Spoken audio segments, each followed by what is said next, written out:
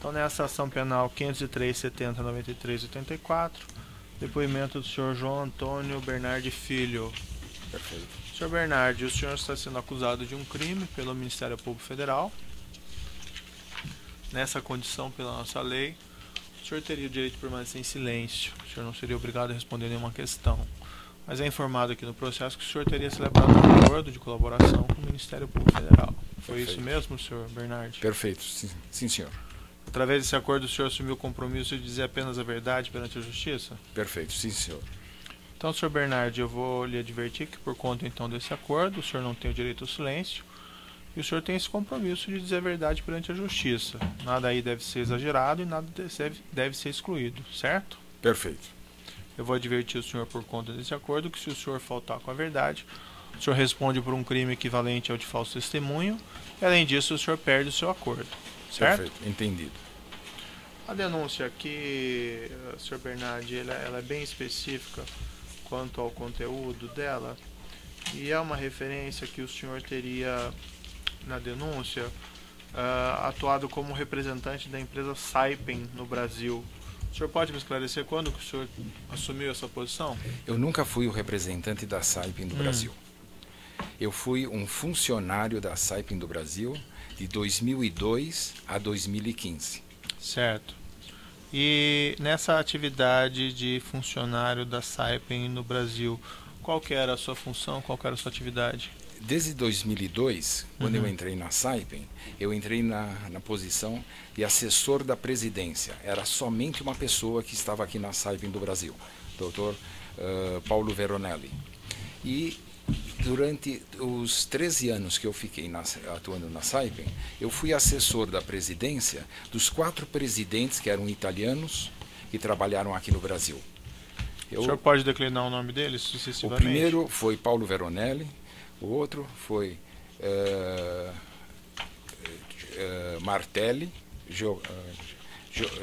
Giorgio Martelli, o terceiro foi Giuseppe Surati e o quarto Luca Cattedri. Certo. O senhor nessa atividade como empregado da Saipem, o senhor interagiu com os agentes da Petrobras? Sim. O senhor tratou de contratos da Petrobras com a Não. Saipem? Não, pelo seguinte, todos os agentes, desde o primeiro contato, que foi com o senhor Paulo Veronelli, foi me colocado muito claramente que qualquer contato com qualquer agente era privativo do presidente da empresa, de acordo com as normas dela. Então eu nunca participei de nenhuma reunião que se discutiu a contratação ou acordos com nenhum dos operadores que agiram com a Saipem. Certo. E o senhor não se envolveu de alguma forma em negociação de contratos da Saipem com a Petrobras? Eu era a pessoa de relacionamento com a Saipem, entre a Saipem e a Petrobras, referente às oportunidades que existiam. Eu traduzia a Petrobras para os presidentes da Saipem.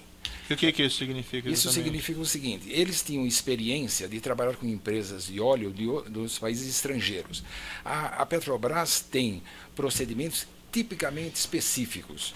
E isso daí, a primeira reação, quando uma pessoa do estrangeiro vê um procedimento igual a esse, é a reagir negativamente. Você tem que explicar o porquê daquilo e como que aquilo é encaminhado. Então, essa era a minha função, especificamente. Eu fazia um relacionamento, porque eu conhecia a estrutura da Petrobras. Então, a Saipem é uma empresa mundial, tem muitos serviços dentro da área de óleo e gás. Então, vindo esse pessoal para aqui, eu acompanhava eles e indicava com quem eles tinham que trabalhar e discutir o assunto dentro da Petrobras. Essa era a minha função. Era um trabalho técnico ou era um trabalho de aproximação? Era um trabalho técnico, porque eu sou engenheiro dessa área, e era um trabalho de reconhecimento da estrutura da Petrobras. Se isso era um assunto do EP, isso era um assunto da engenharia, e isso era um assunto de outra área. O senhor trabalhava como empregado registrado ou o senhor tinha alguma outra espécie de contrato? Em 2002, como só tinha uma pessoa aqui no Brasil da Saipem, e ele estava aqui no Brasil porque a Saipem tinha assinado uma joint venture com a Odebrecht para fazer uma proposta para as plataformas P51 e P52. E então eu passei da Odebrecht para a Saipem e não tinha ninguém. Então eles me pediram para mim constituir uma empresa. Eu constituí uma empresa chamada JAB Consultoria e Participações, e eu fiz um contrato com a Global Petro Consultant, que era uma empresa no exterior, que a Saipem contrata todos os expatriados do mundo. Isso durou 4 meses, até que foi constituída a Saipem do Brasil.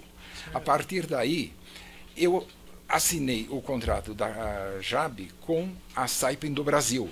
Como não tinha nenhuma estrutura, continuei sendo um PJ, uma pessoa jurídica. Isso permaneceu até 2015. Esse trabalho que o senhor realizou, o senhor teve contato com o ex-diretor Renato de Souza Duque? Sim. Nesse trabalho que o senhor realizou, o senhor chegou a tratar de pagamentos, de comissões ou de vantagem indevida ao senhor Renato de Souza Duque? Não, eu nunca tratei nem com o Renato de Souza Duque, nem com os outros, voltando àquele assunto, porque eu não tinha nenhuma autoridade, não fazia jus esse assunto. Eu podia levar que existia, para o presidente da Saipem, que existia uma solicitação, mas a partir daí o presidente da Saipem marcava um encontro e discutia pessoalmente esses acordos. O senhor recebeu o senhor intermediou alguma solicitação de vantagem indevida por parte do senhor Renato Duque? Eu simplesmente levei o recado que tinha que ser performado um pagamento que precisava ser conversado. Aí, daí em diante, eu não tinha mais a participação. Quem lhe transmitiu esse recado? Seu Renato de Souza Duque. Isso. Seu Renato de Souza Duque. Pessoalmente, o senhor? Pessoalmente. Isso foi em uma ocasião só ou mais de uma ocasião? Foi em várias ocasiões. O senhor saberia me dizer se essas solicitações estavam relacionadas a contratos específicos? Sim. A Saipem, ela, a partir de 2011, ela ganhou 5 contratos.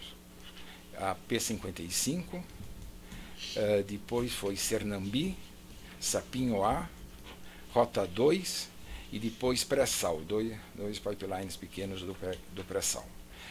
Nesses 5 contratos houve a concorrência, a Saipem ganhou a concorrência, mas depois houve solicitação de pagamentos indevidos. Era um valor fixo, era um percentual, como isso funcionava? O que eu quero saber é o seguinte: eu levava a solicitação de que tinha que ser feito um acordo.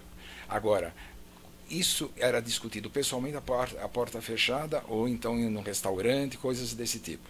Eu não sei, mas muitas vezes o presidente da Saipem, depois de 1, 2, 10 anos que eu estou lá, eles acabam lhe dizendo a sua situação. Era por volta de sempre uma percentagem do valor final do contrato. O senhor saberia precisar a percentagem? O que eles me passaram é por volta sempre de 1, para cima um pouco, para cima um pouco para baixo. Em relação a esses 5 contratos, houve solicitações e houve aceitação dessa solicitação? Por parte da Saipem? Isso. Houve a solicitação, então a solicitação e houve a aceitação da Petrobras, da Saipem para esse pleito. Tá. E outros agentes da Petrobras também fizeram solicitações ou foi só o senhor Renato Duque? Como eu coloquei, a Saipem, eu dividi bem em 4 partes. Houve 4 atividades específicas feitas pela Saipem. Primeiro foi o FPSO Cidade de Vitória, que foi contratado um operador. Então, nessa altura, o operador era a pessoa com quem nós tínhamos contato, e ele fazia o contato com quem devido na Petrobras e assinou um contrato com a Saipem. Depois teve o pipeline Uruguai-Mexilhão, também houve a contratação de um operador para isso. Depois, o outro agente foi o aditivo do FPSO Cidade de Vitória. A partir daí, foram os pipelines de subsea, que foram esses 5 que eu já notei, já descrevi para o senhor. Uhum. Então, esse aí foi o 4º capítulo. Nessa altura, o operador responsável pelo pagamento foi indicado pela diretoria da Saipem Milão. Quem era essa pessoa? Quando ocorreu o primeiro deles, o AP-55, aqui no Brasil o presidente era o senhor Martelli, Giorgio Martelli. E ele recebeu a mensagem. Eu trouxe a mensagem e falei, olha, precisa ir lá e entender o que estão querendo, querem alguma coisa. Agora é contigo. Ele foi, depois ele me comunicou a Milão, que o diretor de Milão que ele se reportava era o COO, Pietro Varuni. Pietro Varuni disse muito claro, converse isso com o diretor comercial, Jean-Louis Chassagne. Jean-Louis Chassagne entrou em contato com ele e indicou uma pessoa que era da confiança da Saipem, que já era um brasileiro aqui, o senhor Luiz Fernando Mendes de Almeida. A denúncia fala no gasoduto submarino de interligação dos campos de Lula e Sernambi com a Petrobras. Esse foi um contrato obtido pela Saipem? Foi um dos 5. Houve, nesse caso, solicitação de pagamento de valores? Houve. O senhor que encaminhou essa solicitação para... Eu encaminhei o recado que tinha que perfazer. Para quem o senhor comunicou dessa feita? Sernambi foi com o senhor Giuseppe Surati, já era o senhor Giuseppe Surati. O senhor teve conhecimento posteriormente que houve aceitação da solicitação? Tive. O Surati reagiu que tinha acertado que ia ser performado o pagamento. E o senhor transmitia também essa aceitação ou informação Não. ao senhor Renato Duque? Não. Não, isso eles discutiam direto. Uhum. O senhor sabe quanto que foi combinado nesse caso? Não. A única número que eu tenho é o seguinte, durante os 5 contratos, as promessas de pagamento foram se acumulando e nunca foram sendo executadas. Então, eu era a pessoa de contato, eu era a pessoa que discutia as oportunidades, discutia os problemas do dia a dia e trazia a insatisfação. Olha, vocês precisam resolver lá porque existe uma insatisfação. Em 2013, eu tive a informação de que houve um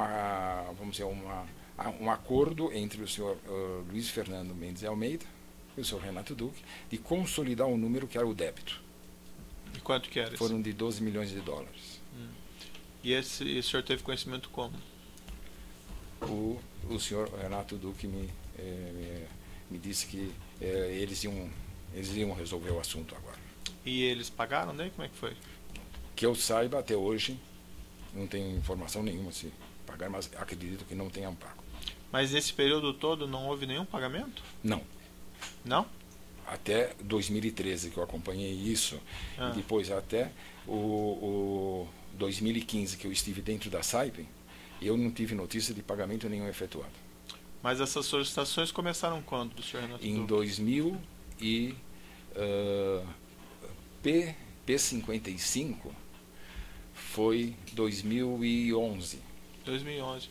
Mas 2011 ou 2013 ele não recebeu nada? Nada. Nenhum O que eu posso dizer é assim, meu conhecimento de 2011 a 2015 não recebeu nada. Tá. E o senhor sabe como ia ser feito o pagamento desses 12 milhões consolidados?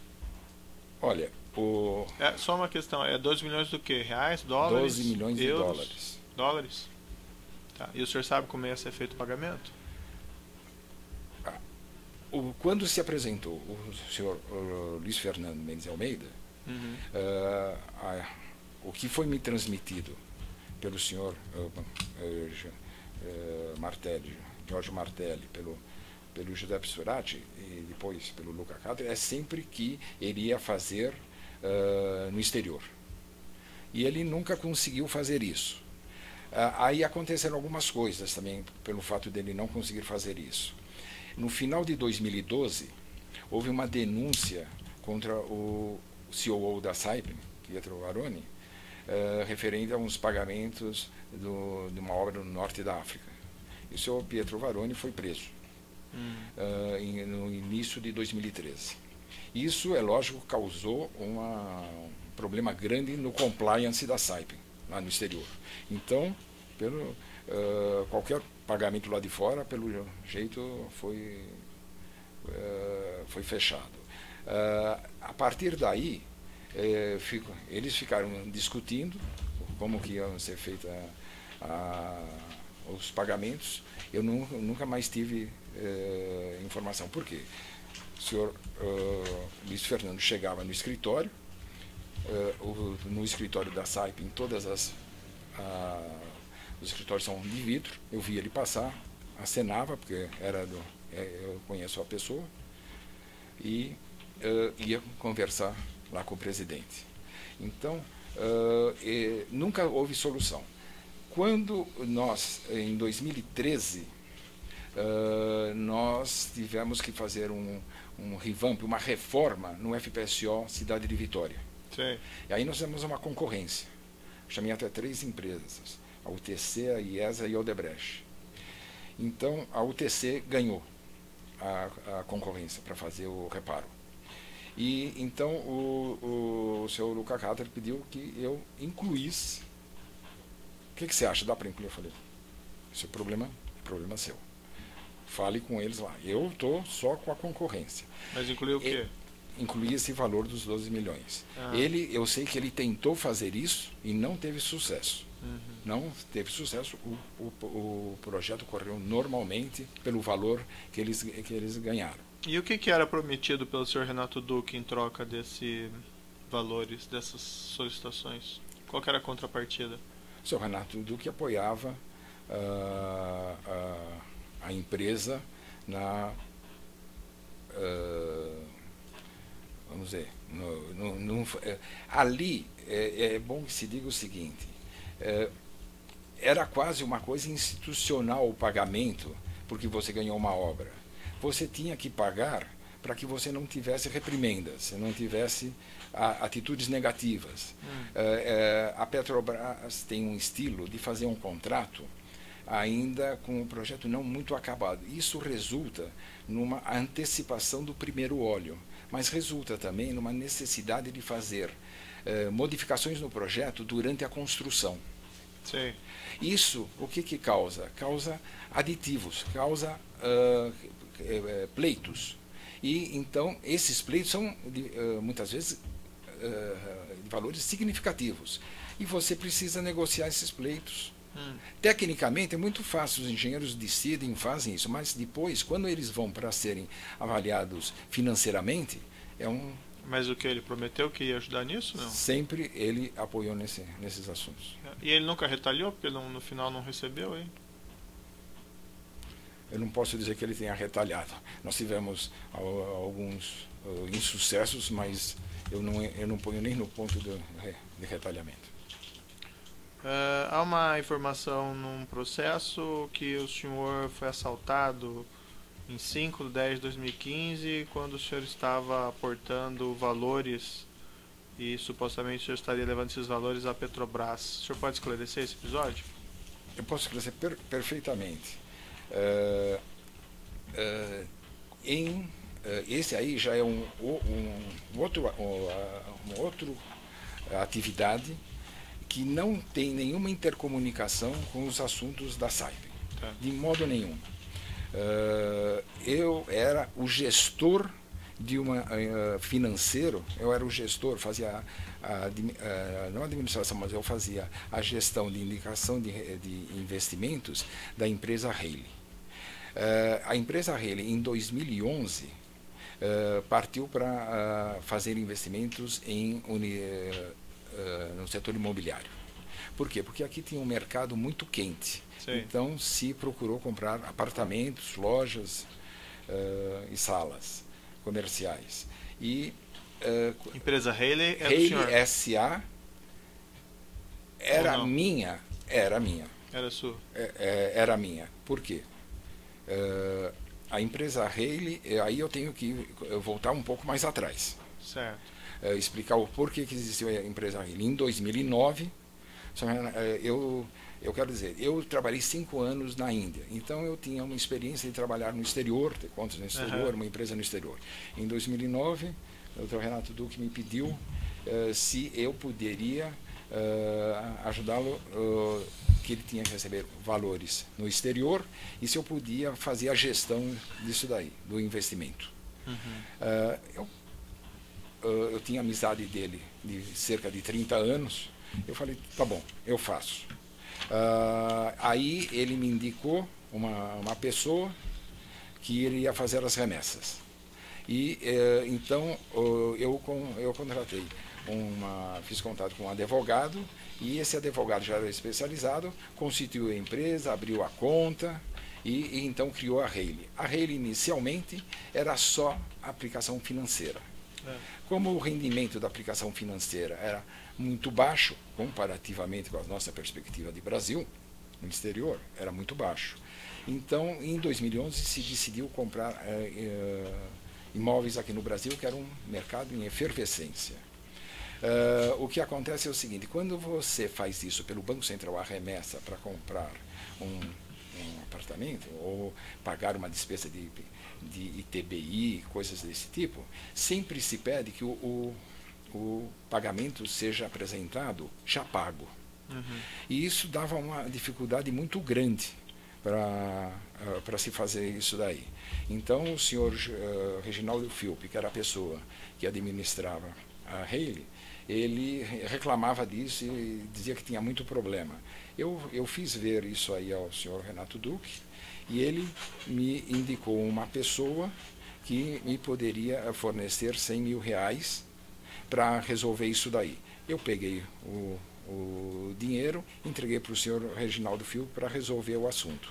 Resolveu o assunto durante bastante tempo, quando não precisava mais, certo? Ele falou, olha, eu vou devolver porque entrou na contabilidade, agora tem que sair, depois a gente vê como é que vai fazer. Mas aí ele me devolveu o dinheiro. Quando ele foi me devolver o dinheiro, ele me devolveu na rua da Assembleia, que é quase perto, na frente da Petrobras. Quando eu saí do banco, correu uma pessoa atrás de mim e falou, o gerente falou que você está com o dinheiro. E aí me assaltou, na frente inclusive de um segurança. E na tarde desse dia, quando eu estava na delegacia, me foram retornados R$43 mil, porque o resto havia se espalhado. Tá, mas esse dinheiro o senhor ia fazer o que com esse dinheiro? Esse dinheiro tinha sido dado por conta do senhor Renato Duque, para mim, eu ia pagar as despesas da Haley. Ia voltar Ia pagar o quê? Despesas da própria Haley. Sei. Não sei se eu entendi direito, os recursos que circulavam na Haley eram do senhor Renato Duque? Sim, sempre foram rendimentos dele. Eu me apresentava como o dono da empresa, mas todos os rendimentos eram dele. Todos os recursos eram deles? Totalmente, do primeiro ao último. Tanto que em 2012 ficou uma situação que foi solicitado o seguinte, eu vou fazer uma carta em que eu deixo claro que se alguma coisa acontece comigo, eu estou aqui agindo por suas instruções a respeito desse valor, eu sou um gestor desse valor, mas todo o dinheiro que tem na Haley é seu. Então esses R$100 mil eram do Sr. Renato Duque também? Exato. Quanto dinheiro que ele repassou para a Haley, aproximadamente, no total? A Haley recebeu por volta de $10,600 mil. Que eram do Sr. Renato Duque? Sim. E, assim, o que ele explicou para o senhor da origem desse dinheiro? No início ele falou para mim fazer o contato com o senhor Benjamin Sodré que ele iria fazer umas remessas. Não disse nada mais. Foi muito elementar eu compreender que aquilo era devido ao pagamento de compras da Petrobras, porque o senhor Benjamin Sodré era o representante comercial da Confab no Brasil, que era produtor de risers no Brasil. Certo. E o que foi feito com esse dinheiro no final, esses 10 milhões? Os 10 milhões foram investidos. Ficou uma conta de 1.650.000, que foi repassada. Ficou um investimento num fundo Deepwater de 1,5 milhão. Ficaram 11 imóveis aqui no Brasil, aqui entre São Paulo e Rio de Janeiro. Esses imóveis estão em nome de quem? Da Haley. Todos eles em nome da Haley do Brasil. E todos eles foram adquiridos com dinheiro do Sr. Renato Duque? Sim, todos eles. A Haley foi tratada como uma empresa com a contabilidade totalmente fechada. Mais 14 obras de arte, 14 quadros. Esses quadros que estão descritos na denúncia? Exatamente. Os 14 quadros estavam na galeria do senhor Jaime Vilaseca. Era manutenção para que fossem negociados, porque, veja, quando se comprou em 2011 e 2012 os imóveis, a maioria deles eram novos, eles estavam em construção. Então demoravam de 3 a 4 anos para ficarem prontos. O que acontece? Naquela altura tinha um mercado de arte bastante efervescente, então se procurou investir em obras de arte. Mas essas obras de arte eram Haley, eram com nota fiscal, na contabilidade, e todas elas da contabilidade estavam arquivadas lá. Qual que era a garantia do Renato Duque que o senhor ia, vamos dizer, devolver para ele esses recursos ou esse patrimônio? Primeiro, a carta que eu dei para ele. Segundo, a confiança que ele tinha de 30 anos de conhecimento. Então, assim, o senhor estava lavando dinheiro para ele? A minha função ali foi sempre só de gestor de investimento. Eu selecionava se eu vou aplicar num fundo. O senhor Reginaldo Filp era a pessoa que geria a empresa. Eu falava, aplica nesse fundo, aplica em ações. Depois eu indicava os imóveis. O seu Reginaldo fazia o contato com a construtora ou com a corretora, fazia a compra, e eu era um gestor do dinheiro. Mas dinheiro que o senhor sabia que vinha de propina? Sim. Tá. E o senhor chegou a, vamos dizer assim, repassar algo desses valores ou desse patrimônio ao senhor Renato Duque? Não. Existiu em 2012 a compra de uma sala na Rua da Assembleia, uma sala dupla. Foi uma oportunidade muito boa, o preço estava muito abaixo, mas as salas também não estavam em muito bom estado. Nessa altura, o senhor Renato Duque não mais era diretor da Petrobras, e ele tinha aberto a D3TM, que era uma empresa de consultoria dele. Sei. E ele se interessou por essa sala. Aí o que aconteceu? Ele fez nós fizemos uma reforma e nós apuramos todo o valor da reforma. E uma parte da reforma foi feita pela Haley e a outra parte foi feita por ele. Então, como ele investiu na sala, nós fizemos um acordo de 1 ano sem pagamento do imposto, sem pagamento do aluguel. Depois de 1 ano, ele pegou e falou, olha, eu quero comprar a sala.